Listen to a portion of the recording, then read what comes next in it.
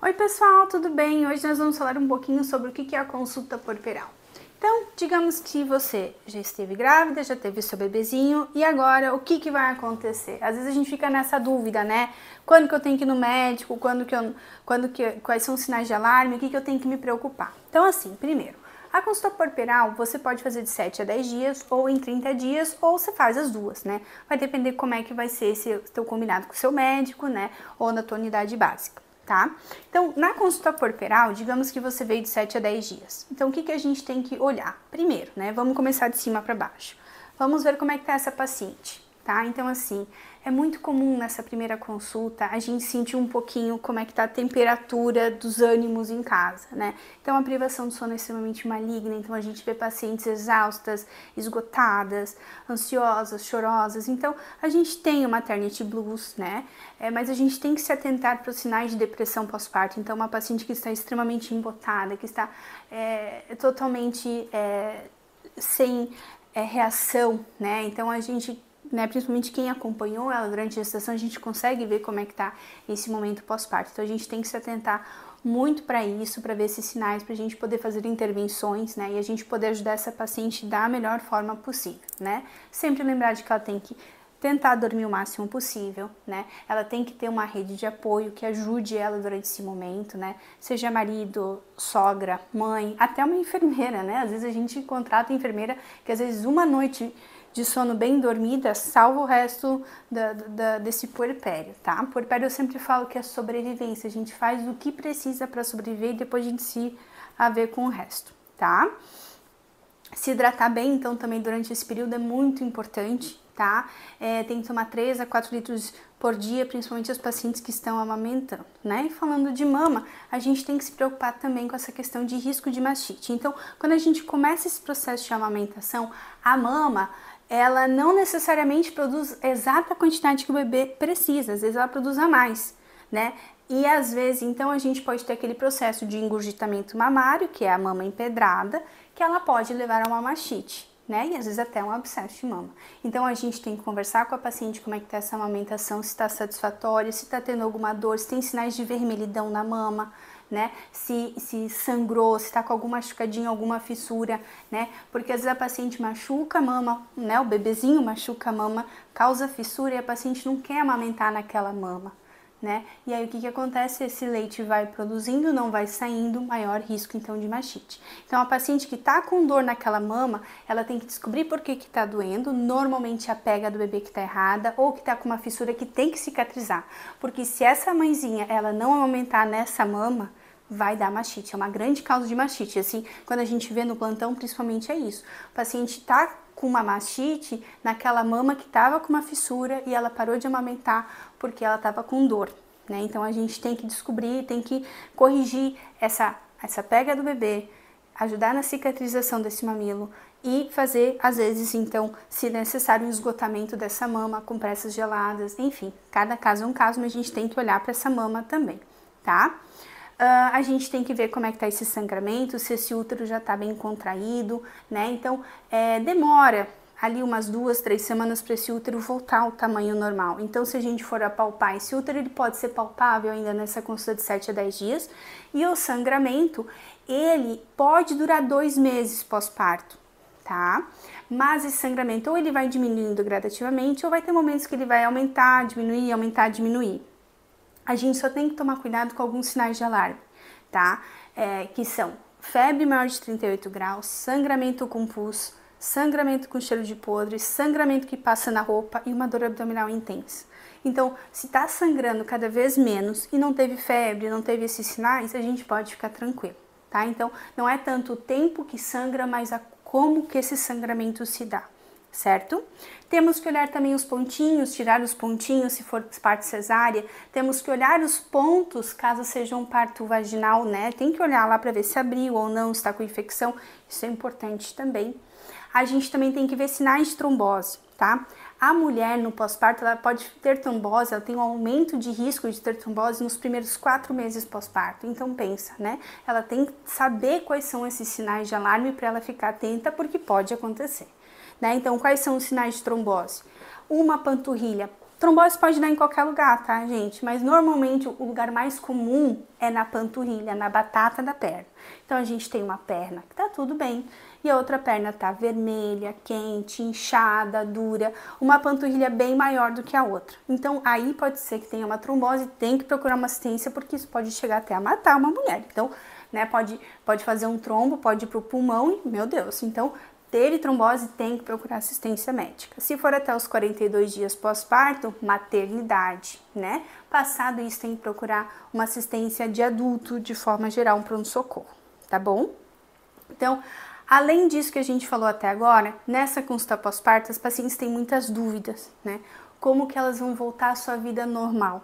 Né? Quando que elas podem depilar, quando que elas podem dirigir, o que que elas podem comer, né? Então assim, se a gente for falar de todas as orientações, a gente vai ficar aqui 1h30 e eu não vou conseguir passar tudo, tá? Mas falando de forma geral, a alimentação, teoricamente, não é para influenciar no leite, tá? Diz os pediatras. Há controvérsias. Dirigir. Né? Quando a gente fala da mulher dirigindo pós-parto, ela tem que levar em consideração duas coisas. Primeiro, se ela não está dormindo direito, como é que ela vai ter atenção para dirigir direito? Provavelmente, muito risco de ter um acidente. Então, essa paciente, quando ela for para a direção, ela tem que estar se sentindo atenta, confiante que ela não vai bater o carro por falta de atenção, por causa da falta do sono, né?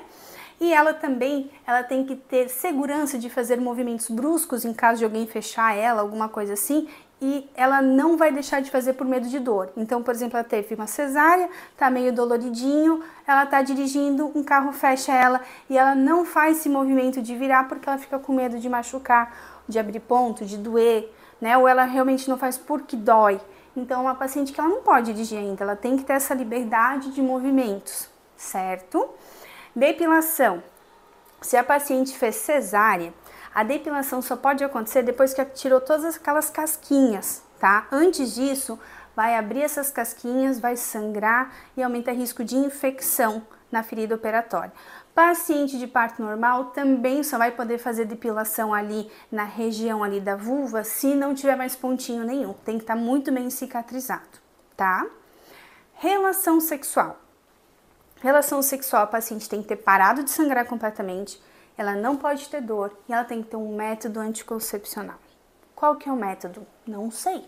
Tem que ver qual é que é o teu projeto de vida. Paciente que quer fazer escadinha, um filho atrás do outro, né? Lembrando que é legal pelo menos dar uns 18 meses de intervalo, né? Entre as gestações.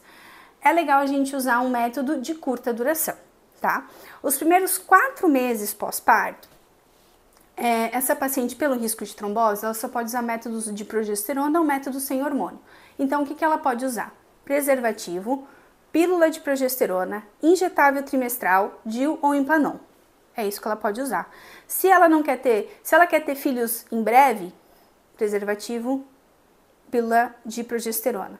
Se ela não quer ter filhos mais, ou se ela quer ter filho daqui muito tempo, ou se ela tem um monte de dinheiro e ela pode colocar um DIU e tirar em 1 ano, aí ela pode usar os DIUs, o Implanon ou o injetável trimestral. O injetável trimestral, eu quero fazer uma ressalva muito grande que ela tem contraindicações, então pacientes hipertensas, diabéticas, obesas, elas têm que tomar cuidado por causa de risco cardiovascular. E a paciente que quer ter filho logo, quando a gente faz a injeção trimestral, dá 1 ano, faz a última dose, pode dar até 1 ano depois que a tua menstruação tá esculhambada. Então, se você quer ter filhos logo em seguida, se você fazer a injeção trimestral, muito risco de que você não vai seguir o seu plano de vida. Porque você pode ficar com a tua menstruação toda erradinha e aí você vai ter que esperar até toda aquela hormônio sair do teu corpo, né? Então, muitas vezes as pessoas acham que todos os métodos anticoncepcionais precisam de um tempo para sair do organismo, mas não. Pílula, DIU, Implanon, tirou, pode engravidar no mês seguinte, mas a injeção trimestral pode demorar até 1 ano até você voltar a menstruar normalmente para você poder conseguir engravidar. Então a injeção trimestral, ela é ótima, tá? Pode ganhar um pouquinho de peso, inchaço, ela é efetiva, mas tem essa questão da menstruação e aí tem vários pacientes que, né, às vezes tem até uma questão de idade, 38, 39 anos, que não podia esperar, né? Então a gente tem que levar isso em consideração. Atividade doméstica. Tá? Se você fez cesárea, tá? Pelo menos 15 dias pós-cesárea e você tem que começar devagar, tá? Sempre no limite da tua dor. A dor é amiga, a dor te dá limite. Se tá doendo um determinado movimento é porque ainda não tá numa boa cicatrização. Se aguarda mais um pouquinho, se dá mais uma semana para tentar realizar aquele movimento, erguer, né, etc. Lembrando que quem faz cesárea não pode fazer movimento de agachamento, que é se abaixar com as pernas abertas. E tem que levantar de deitado, lateralizando e depois levantando. Não levantar para frente assim, tem que lateralizar e subir, para não fazer pressão nos pontos, para não abrir, tá? Então, a atividade doméstica começa devagarzinho, uma loucinha, colocar a louça na mesa e vai evoluindo conforme a sua tolerância, lembrando que a vassoura é o último, tá? A atividade doméstica, então, a gente já falou. A atividade física. Aí, a atividade doméstica na paciente de parto vaginal, parou de sangrar, tá se sentindo tranquila, sem dor, pode fazer, né? Lembrando que tem os pontinhos lá embaixo, se os pontos ainda não caíram, se ainda tá meio aberto, esperar um pouquinho ainda também. A atividade física para cesárea tem que ser pelo menos 45 dias pós-cesárea. A paciente não pode ter dor e sangrando muito pouco ou nada, tá? Paciente está sentindo dor, aguarda mais um pouquinho para começar. Começamos devagar, caminhada e vamos evoluindo conforme for a tolerância, tá? O parto vaginal, eu diria assim, tem que parar de sangrar, ou sangrar muito pouco e os pontos têm que estar bem para você começar a fazer uma atividade física regular. Só relembrando então, os sinais de alarme para você procurar ou a maternidade, ou seu médico, ou até procurar um outro médico para tirar uma dúvida, enfim. Febre maior de 38 graus, cuidado para aquelas mamas que estão todas grandonas, produzindo leite, né? Que às vezes se a gente tiver com uma mama muito hiperemiada, muito vermelhinha, e você for fazer uma temperatura axilar, né? Pode ser que vai ficar alterada a temperatura porque essa mama ela tá produzindo demais. Então, às vezes é interessante mais um de testa nesse momento bem inicialzinho ali, tá? Porque às vezes a temperatura axilar ela pode estar um pouquinho comprometida. Então, febre maior de 38, uma dor abdominal intensa que não dá nem para encostar, sangramento com pus, sangramento com cheiro de podre e sangramento que passa nas roupas. Cuidado com os sinais de trombose nas pernas, então uma panturrilha tá vermelha, quente, inchada, dura, dói para andar, melhora quando para, tá? Cuidado com a mama, se tiver alguma vermelhidão, se tiver dor na mama, tá?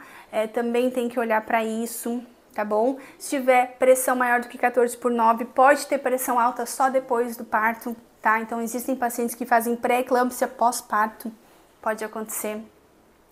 Dor no peito, falta de ar também são situações que a gente precisa procurar maternidade, tá? E às vezes até aquela coceira da colestase gravídica, que é uma coceira em palmas e plantas do pé, que piora à noite, eu já vi alguns casos que aconteceram só no pós-parto, né? Então, se tiver algum sintoma muito diferente, né? Lembrando que até os primeiros 42 dias pós-parto, a maternidade ainda pode ser o lugar que você pode ir procurar assistência. Passados esses 42 dias, aí é um pronto-socorro normal. Quer mais conteúdos como esse? Me acompanhe nas nossas redes sociais. Até a próxima!